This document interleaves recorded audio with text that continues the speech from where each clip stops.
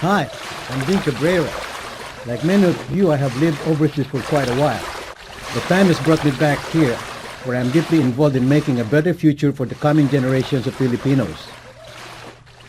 They will inherit whatever good or bad we do today, just as we are now paying for the recklessness and greed of a few from the past generations who left us a legacy of environmental disasters.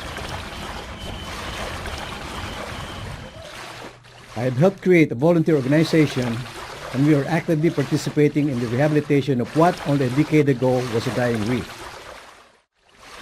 Our activities support the initiative of the local government and constituency of the LGU of Hasaan, Misamis Oriental. The Agutayan Marine Sanctuary showcases what unified action can accomplish.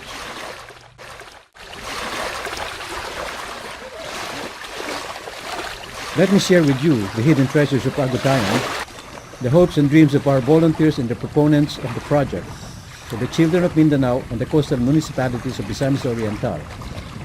Join us in our struggle. Give your donations to the Society of Environmental Advocates for Mindanao Incorporated. Thank you for your support.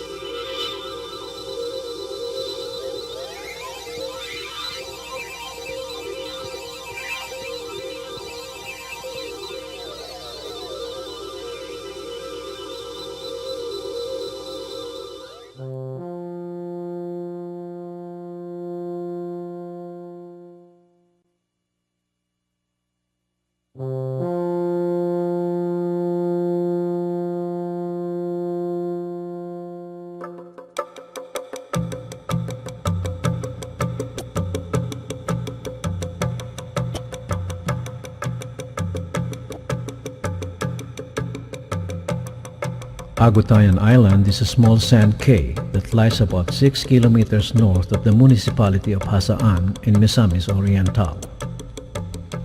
It is surrounded by a fringing coral reef and has a very extensive reef flat that hosts a diversity of benthic life forms. Shimmering white sand on its beach attracts local tourists and offers great potential for ecotourism. But the real treasures of the island are not buried in the powdery sand. They are hidden from the human eye within the green waters in the surrounding shallows and depths of Hasaan Sea Jewel, that is, Agutayan.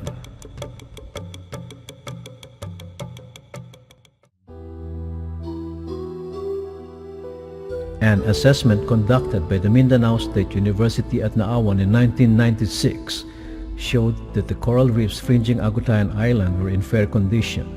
That is, live coral cover ranged between 25% and 50% of the bottom. The highest cover of live coral, 65%, was found on the deeper reef slopes on the southwestern side of the reef, but the shallow portions on this side also exhibited the largest proportion of dead coral. Coral diversity is quite high for such a small island reef, with a total of 73 species. The coral communities of Agutayan are predominantly Sclerectinian or hard coral types, although some soft corals were found and were abundant on the western side.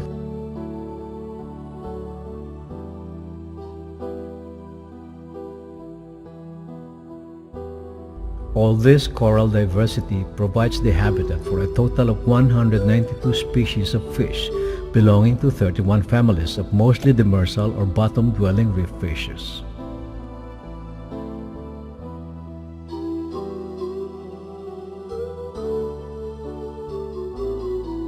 The colorful fairy basslets, damselfishes, surgeonfishes, and wrasses abound, while at least 12 species of butterfly fishes identified are considered good indicators of healthy reefs.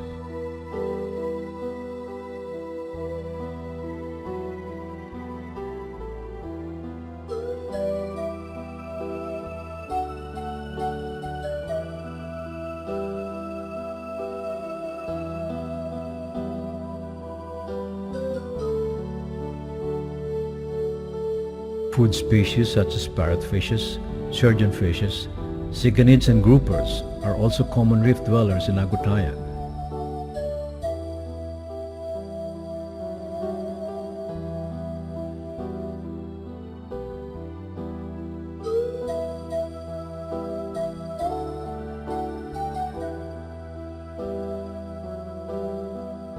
Highly prized for its commercial value as a culinary delicacy, the white-spotted grouper is rapidly becoming a rarity in the coral reef.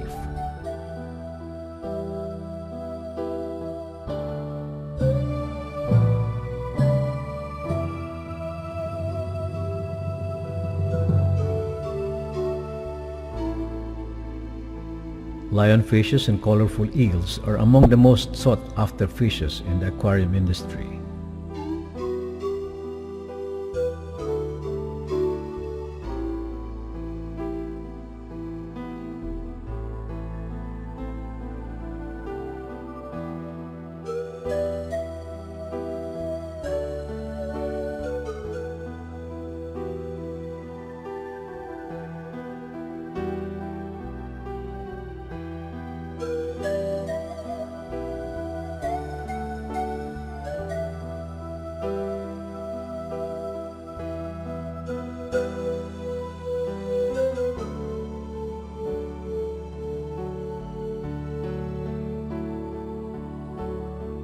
Tunas and other pelagic species are frequent visitors attracted by the prolific fish activity in the plankton-rich waters.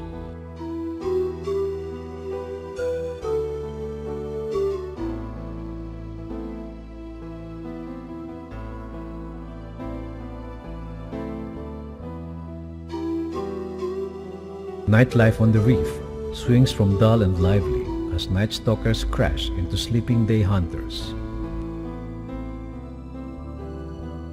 Here, a sleeping surgeonfish is constantly harassed, first by a slithering brittle star, then by a sleep-swimming butterfly fish, and a neurotic hermit crab.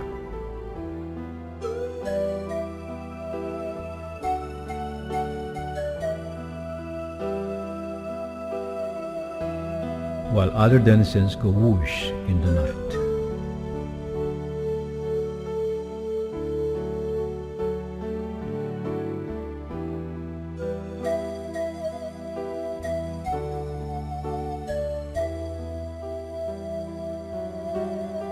Seagrasses occupy about 21.5 hectares and provide an important resource on the shallow reef flats. 7 species of seagrass were found, while 18 species of seaweed were identified, many of which are important as food for local residents. The presence of diverse and abundant vegetation in Agutayan provides food for fish and invertebrate resources, contributing to its productivity.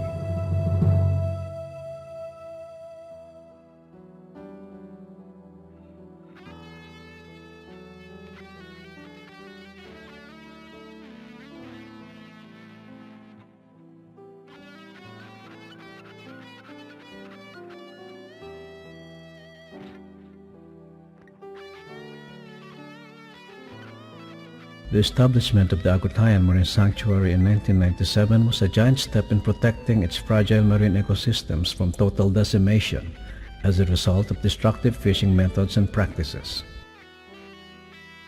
The local government of Hasaan continues to oversee the island in keeping with its exceptional environmental program. No fishing or harvesting of any sort is allowed within a declared 5-hectare protected area.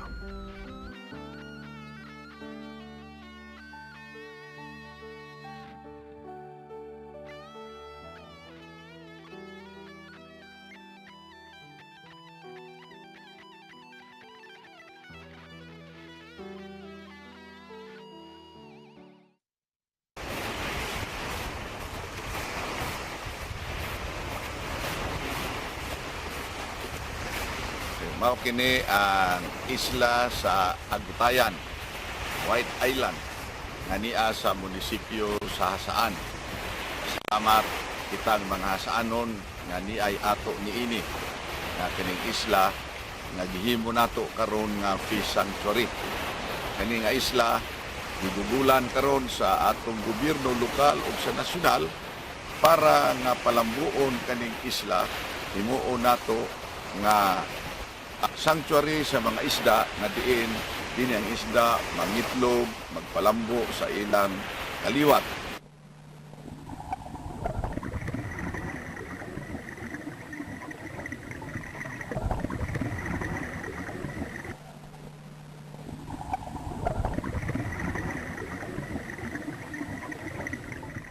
Corporate and concerned citizens groups have put up artificial reefs or ARs in some areas of the sanctuary. The compelling structures themselves, like pyramids dotting a sunken desert, present an awesome and intriguing sight not easily forgotten by those who dare to explore Agutayan's green waters.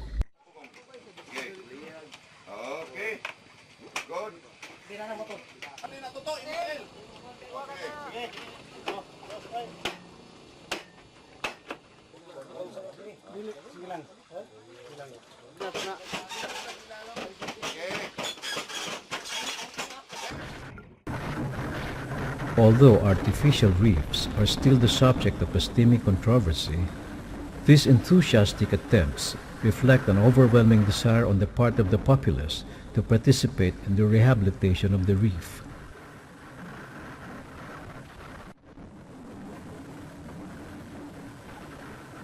Divers from Nestle Philippines, with the Magic Divers and other volunteers from Cagayan de Oro, work into the night, deploying pyramids and putting their precious weekend leisure to good use.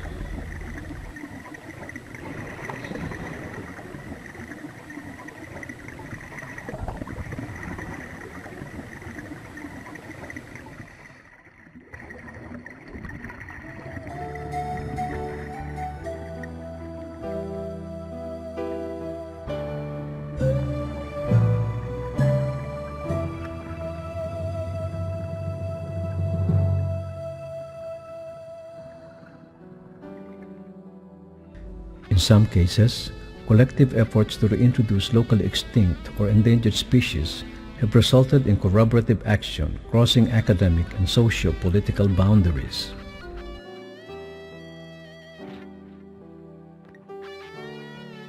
On December 8, 2001, volunteers from all walks of life, supported by the LGU of Hasaan with the help of corporate and individual sponsors, banded together and successfully deployed 574 seedlings of 2 giant clam species from the University of the Philippines Marine Science Institute Nursery in Cape Bolinao, Pangasinan. A Manila-based environmental organization, the Marine Ecosystem Council Incorporated, mobilized its own volunteers to transport the clams by land, sea, and air. The same spirit prevails in the constant monitoring of the giant bivalves, a tedious and sometimes painstaking task. C4 Mindanao Incorporated's youngest volunteer works with their adult counterparts from the organization's academic, lay, corporate, and community partners.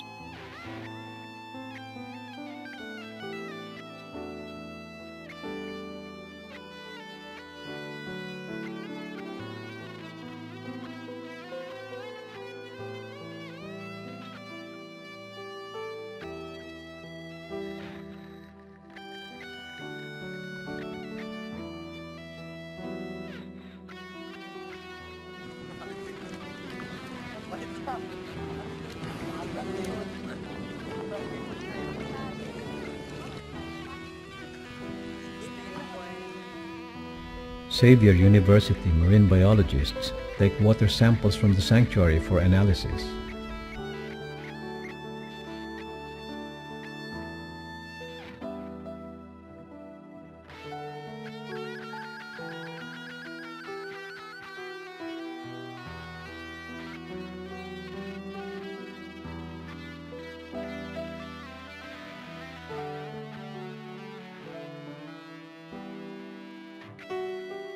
Many local tourists and divers visit the island just to see the giant clams both in the shallow and deep waters.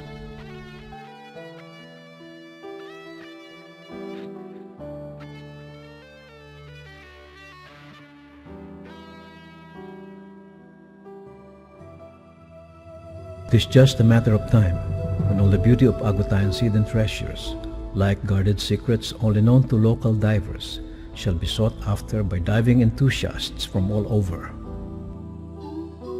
That beauty could very well hold one of the keys to the survival of the reef.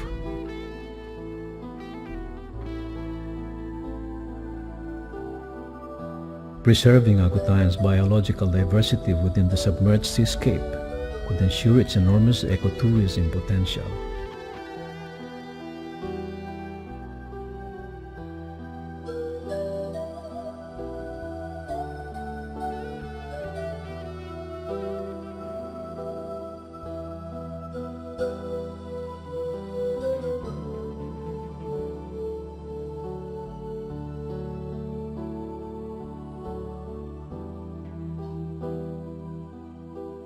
Five years of protection and attempts by both government and private sectors to rehabilitate Agutayan have evidently maintained the status of the coral reef in the very least. Recent dives by volunteers of the Sea for Mindanao Incorporated during the production of this documentary showed a pronounced difference in the abundance of marine life within the sanctuary in contrast to the nearly barren, unprotected areas of the reef.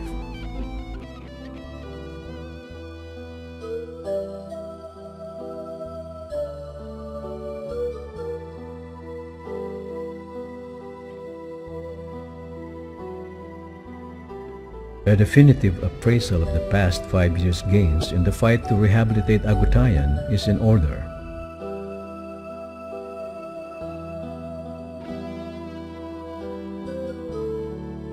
Local fishermen's more productive harvest reinforced the need for continued protection and more research to further elevate the status not only of the reef, but mostly of its ultimate beneficiaries, the marginal fishermen and their families along the coastal municipalities. The Agutayan Marine Sanctuary has served as an outdoor and natural laboratory for coral reef rehabilitation in the very recent past. Only the future will prove the wisdom of the academic and lay proponents who have dared to venture into the slippery grounds of research and experimentation, all in the pursuit of environmental conservation and a better quality of life for all.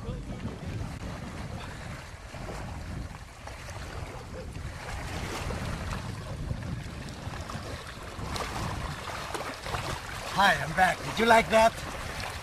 I did. Especially the water.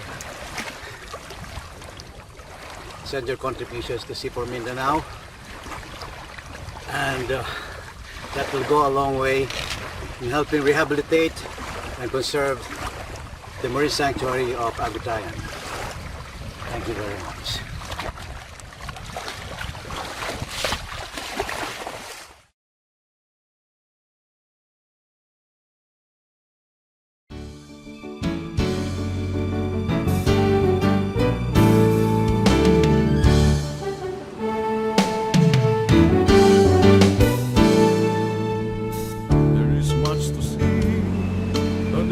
If you want to be, there are white clouds in the blue skies and the waters of the deep blue seas.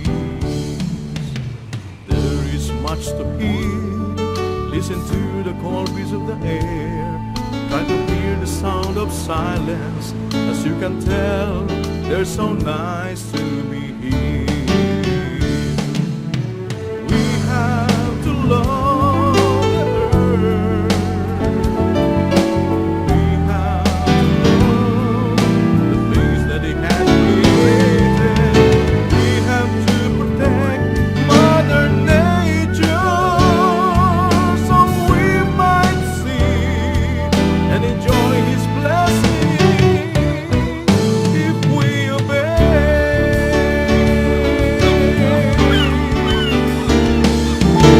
There is much to care. Try to observe the polluted air. Try to observe the forests of the mountains. As you can tell, they need our care.